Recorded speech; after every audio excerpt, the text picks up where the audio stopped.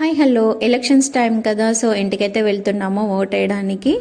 Afternoon వరకే కదా ఓట్లు వేయడము. సో మార్నింగ్ లేచి తొందరగా ఫ్రెష్ అప్ అయ్యి అయితే బయలుదేరాము. ఫుల్ ట్రాఫిక్గా ఉంది టోల్ గేట్ దగ్గర. లేట్ అవుతుందేమో అనుకున్నాము, బట్ తొందరగానే రీచ్ అయిపోయాము. ఓటు వేసిన తర్వాత మా గార్డెన్ ఇది వరకే చూపించాను ముందు వీడియోలో.